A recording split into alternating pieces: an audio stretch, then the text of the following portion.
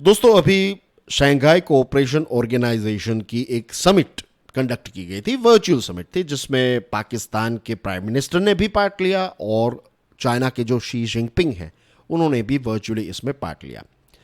ये जो एससीओ की वर्चुअल समिट है 2023 की, इसको हेड किया हमारे देश के प्राइम मिनिस्टर नरेंद्र मोदी साहब ने, क्योंकि एससीओ का अभी प्रेसिडेंट जो है वो हमारा देश भारत है।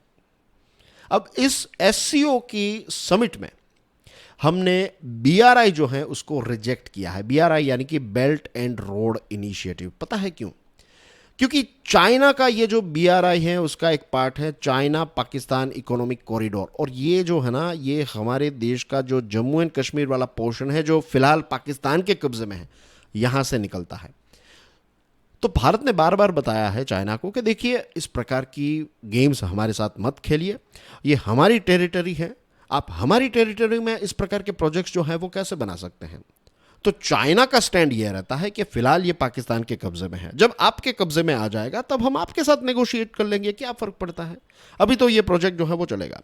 तो इस प्रकार की दादागिरी जो है वो पाकिस्तान या फिर भारत के दुश्मन देशों के साथ मिलकर चाइना करता आया है। तो चाइना का ये थोड़ा ओवर कॉन्फिडेंस रहता है कि हम किसी भी देश के साथ मिसबिहेवियर करेंगे, हम उनके दुश्मन देशों के साथ मिलकर काम करेंगे और हमारा कोई कुछ नहीं बिगाड़ पाएगा। ऐसा नहीं होता है चाइना। भारत जो है ना, वो भी एक बहुत ही स्मार्ट कंट्री है, भारत भी एक बहुत ही ताकतवर कंट्री है। अब ताइवान आपकी स्क्रीन पर है। ताइवान की सरकार, ताइवान के लोग जो हैं वो लंबे समय से, दशकों से यही कहते आए हैं, 70-80 ईयर से यही कहते आए हैं कि ताइवान एक अलग देश है, ताइवान चाइना का पार्ट नहीं है। लेकिन चाइना जो है वो ताइवान को हड़पना चाहता है। अब इतना ताकतवर चाइना जो है वो इस छोटे आइलैंड देश को हड़प क्यों नहीं पा रहा है? उसके पीछे रीजन है यूएसए। यूएसए ने कसम खाई है कि अगर आप ताइवान पर चढ़ाई करेंगे तो यूएसए ताइवान को बचाने के लिए हमेशा आ जाएगा। और चाइना और ताइवान के रिलेशनशिप जो है वो लास्ट अगस्त बहुत ही खराब हो गए जब यूएसए के हाउस स्पीकर नैन्सी पेलोसी जो है वो ताइवान की एक यात्रा पर गए। तो सी, द लेसन हियर इज कि अगर आप पाकिस्तान जैसे देशों के साथ मिलकर हमें परेशान करने की कोशिश करेंगे तो हम भी ताइवान जैसे देशों के साथ मिलकर आप पर भी प्रेशर क्रिएट कर सकते हैं। आज की जो हमारी डिस्कशन है, it's about Taipei economic and cultural centre. एक नया सेंटर जो है वो हमारे देश में ताइवान खोलने वाला है। And I am sure China को ये बात जो है वो बिल्कुल हजम नहीं होगी, उनकी रातों की नींद जो है वो चले जाने वाली है बिकॉज ऑफ दिस थिंग। तो आज का जो टॉपिक है, of course it is important from India Taiwan point of view. Bharat की जो एक्ट ईस्ट पॉलिसी है, हमारी जो फॉरेन पॉलिसी है, फॉरेन रिलेशंस हैं, इंडिया वर्सेस चाइना के पॉइंट ऑफ व्यू से, जियो पॉलिटिक्स के पॉइंट ऑफ व्यू से, trade, science and technology, I can go on and on. ये बहुत सारे इंपॉर्टेंट पॉइंट ऑफ व्यू से देखा जाए तो आज का पॉइंट, आज का ये जो अपडेट है, आज की ये जो डिस्कशन है, ये बहुत ही इंपॉर्टेंट है। मेरा नाम है प्रशांत मावानी, आप देख रहे हैं स्टडी ग्लोज। आप मेरे लेक्चर्स क्यूरियसली एजुकेशन पर भी देख सकते हैं। दोस्तों, हमारे सीनियर फैकल्टी डॉक्टर मयूरिका दास ने डार्क साइकोलॉजी कोर्स तैयार किया है। This is very very important for your self development. आपका सेल्फ डेवलपमेंट, आपका सेल्फ कल्टिवेशन हो, उसको ध्यान में रखते हुए इस कोर्स को कस्टमाइज किया गया है। हमारे साथ माइंड गेम्स खेली जाती है, हमारे साथ साइकोलॉजिकल वॉरफेयर क्रिएट किया जाता है, मैनिपुलेशन से हमें एक्सप्लॉइट किया जाता है, हमारा ब्रेन वॉशिंग किया जाता है। ये सारी चीज़ों से हम कैसे बच सकते हैं, अगर ये जानना है then go through this dark psychology course. आप इस कोर्स को स्टडी ग्लोज के मोबाइल ऐप से डाउनलोड कर सकते हैं।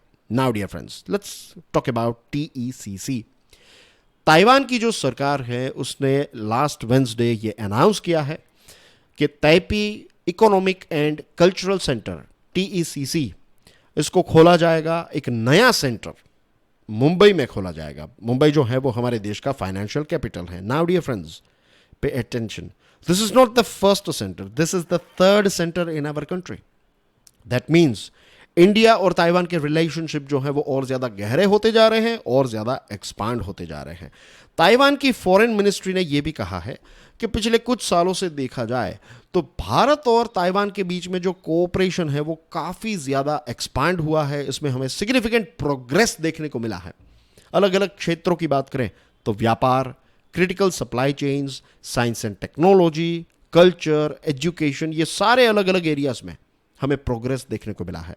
और ये टीईसीसी जो मुंबई में खोला जाएगा, तो ये इसी चीज को ध्यान में रखते हुए रिलेशनशिप को और एक नए लेवल पर ले जाने के लिए इसको खोला जा रहा है। तो ये है इसके साथ जुड़ी हुई कुछ लेटेस्ट अपडेट्स। अब ताइवान और इंडिया के बीच में डिप्लोमेटिक रिलेशंस जो हैं वो कब स्टार्ट हुए, किस प्रकार के रिलेशंस हैं, इसको हम समझ लेते हैं। दोनों देशों के बीच में फॉर्मल डिप्लोमेटिक रिलेशंस नहीं है। उसके पीछे रीजन यह है कि आज भी भारत जो है वो वन चाइना पॉलिसी को फॉलो करता है। वन चाइना पॉलिसी का मतलब यह है कि ताइवान और चाइना जो है ये दोनों चाइना का ही पार्ट है। ताइवान एक अलग देश नहीं है, ऐसा भारत का कहना है। ऑफिशियली ऑन पेपर भारत ये चीज मानता है, लेकिन टेबल के अंदर से देखें या फिर आप कह सकते हैं कि इनफॉर्मली अगर हम देखें तो भारत जो है वो ताइवान को एक अलग देश ही मानता है, राइट। ऑफिशियली वन चाइना, लेकिन अनऑफिशियली ताइवान एक अलग कंट्री है। तो इसी चीज को ध्यान में रखते हुए 1995 में हमारे देश भारत ने ताइवान में इंडिया ताइपी एसोसिएशन ITA की स्थापना की।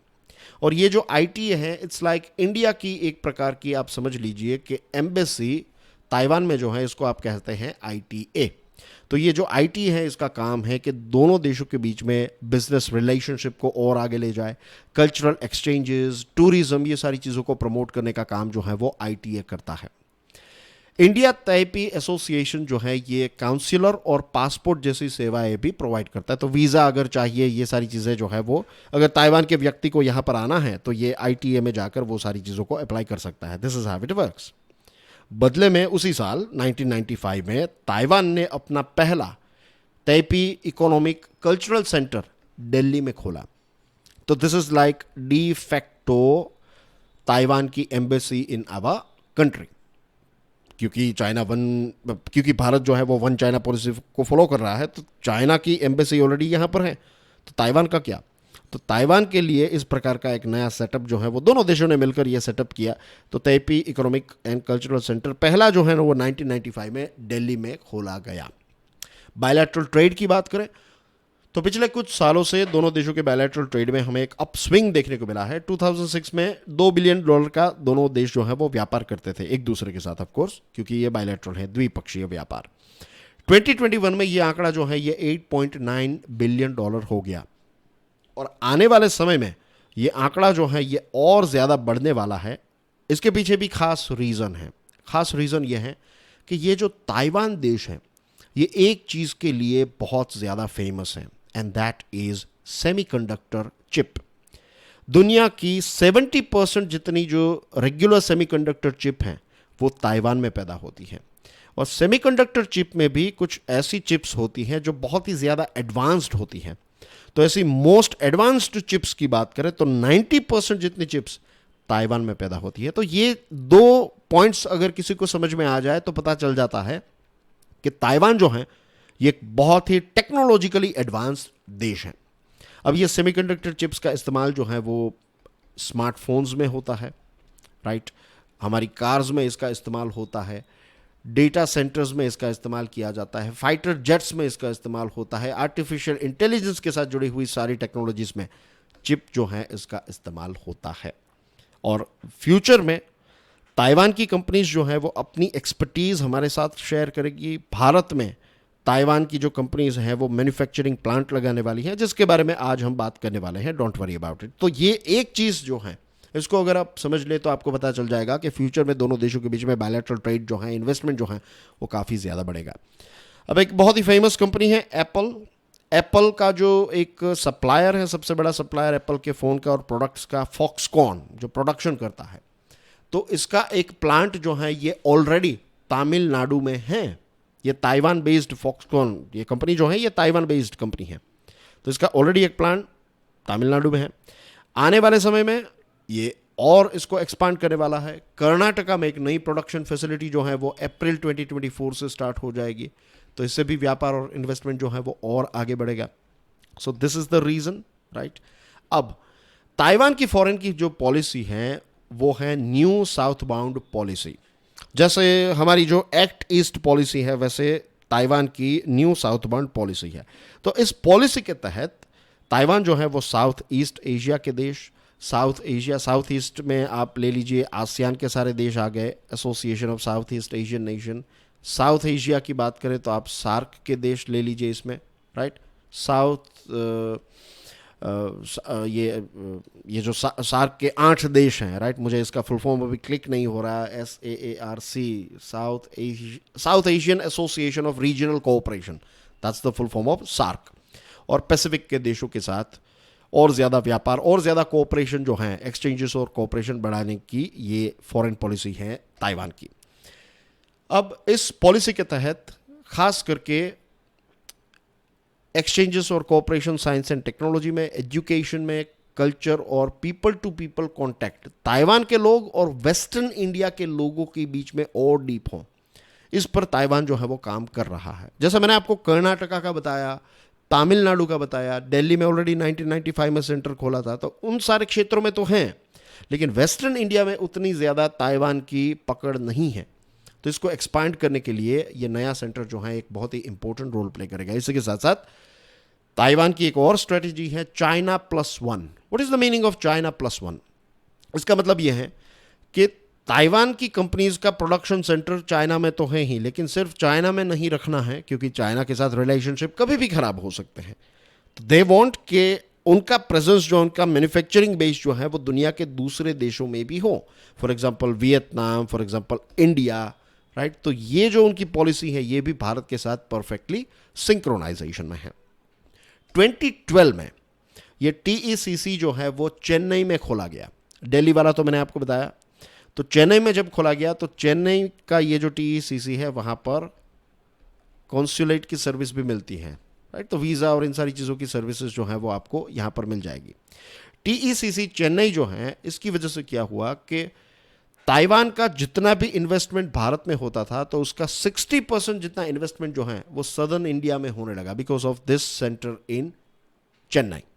और तमिलनाडु की बात करें तो चेन्नई और दूसरे जो क्षेत्र हैं जो चेन्नई के आसपास के हैं, तो यहाँ पर ताइवान का मैन्युफैक्चरिंग बेस जो है वो काफ़ी ज़्यादा एक्सपांड होने लगा, लेकिन वेस्टर्न इंडिया में इतना ज़्यादा नहीं है। तो इसी चीज़ को ध्यान में रखते हुए TECC जो मुंबई है उसको खोला जा रहा है ताकि ताइवान जो है वो वेस्टर्न इंडिया में भी एक्सपांड कर सके। और मुंबई जो है वो हमारे देश का one of the biggest city है। मुंबई हमारे देश का फाइनेंशियल सेंटर है। हमारे देश के सबसे बड़ा पोर्ट जो है वो भी यहाँ पर मुंबई में है। और दूसरे जो देश है जैसे कि USA है, जापान, UK, ऑस्ट्रेलिया, इन सब की काउंसिलेट की ऑफिसेस जो हैं वो मुंबई में हैं। तो ताइवान इसमें पीछे नहीं रहना चाहता है। ताइवान की फॉरेन मिनिस्ट्री है वो मुंबई में इन्वेस्टमेंट की अपॉर्चुनिटीज़ को एक्सपांड करना चाहती है। मुंबई में जो ट्रेड का एक एनवायरनमेंट आपको मिलता है तो उसको भी एक्सपांड करना चाहती है। और ये TECC मुंबई जो है इसकी वजह से क्या होगा कि जो ताइवान के नेशनल्स हमारे देश में रहते हैं तो उनको सारी फैसिलिटीज़ जैसे कि डॉक्यूमेंट ऑथेंटिकेशन, इमरजेंसी में अगर कोई मदद चाहिए, बिजनेस, टूरिस्ट, राइट, तो ये सारी फैसिलिटीज़ जो हैं उनको इस सेंटर से मिल जाएगी। और इतना ही नहीं, गुजरात, गोवा, महाराष्ट्र तो है ही बिकॉज ऑफ मुंबई, मध्य प्रदेश और इसी के साथ साथ हमारी जो दादरा नगर हवेली और दीव दमन, तो ये यूनियन टेरिटरीज में भी अगर ताइवान के कोई लोग हैं तो उनको कोई मदद चाहिए तो ऑफिशियल मदद जो है वो उनको मुंबई के सेंटर से मिल जाएगी। That's why this TECC will play a very important role. जैसे चेन्नई वाली जो ऑफिस है तो उसकी वजह से क्या हुआ कि उनको ये पूरा क्षेत्र जो है इसमें ताइवान जो है वो अपना बिजनेस और सारी चीज़ें एक्सपांड कर पाया। अब यहाँ पर जब होगा तो ये पूरा क्षेत्र जो है उसमें वो एक्सपांड कर पाएगा। फिर भारत जो है वो 2022 में 5th लार्जेस्ट इकोनॉमी बन गया। भारत जो है वो काफ़ी अच्छी स्पीड से एक्सपांड हो रहा है, ग्रोथ हो रहा है, तो इसका भी फ़ायदा जो है वो ताइवान उठाना चाहता है। हमारा देश जो है वो 2023 में सबसे पॉपुलेटेड देश बन गया। तो हमारे यहाँ पर एक बहुत ही बड़ी मार्केट है, बिजनेस की अपॉर्चुनिटीज़ जो है वो भी काफ़ी ज़्यादा हैं, इन्वेस्टमेंट की अपॉर्चुनिटीज़ काफ़ी ज़्यादा हैं। तो ये सारी चीज़ों में ताइवान जो है वो पीछे हटना नहीं चाहता है, पीछे रहना नहीं चाहता है। और इसी के साथ साथ इसकी एक स्ट्रेटेजिक वैल्यू भी है जो स्टार्टिंग में मैंने आपको बताया कि ये चीज़ चाइना को बिल्कुल पसंद नहीं आएगी कि ताइवान धड़ाधड़ एक के बाद एक सेंटर्स जो हैं वो मुंबई में खोल रहा है, इन्वेस्टमेंट कर रहा है, फॉक्सकॉन को वहाँ पर ले जा रहा है, China+1 स्ट्रेटजी को फॉलो कर रहा है एंड थिंग्स लाइक दैट। तो आई होप आज की इस डिस्कशन से आपको एक कॉन्सेप्चुअल क्लैरिटी मिली होगी। मेरा नाम है प्रशांत मावानी, आप देख रहे हैं स्टडी ग्लोज। जैसे मैंने आपको बताया, आप क्यूरियसली एजुकेशन पर भी मेरे वीडियोज़ को देख सकते हैं। And dear friends, make the most out of this dark psychology course. आपके सेल्फ डेवलपमेंट के लिए एक बहुत ही इंपॉर्टेंट कोर्स है, डिस्काउंट भी चल रहा है। डार्क 40 कोड का इस्तेमाल करेंगे then you will get discount on this particular course. So that's everything from my side. Thank you very much for watching this video. God bless you all. Jai Hind.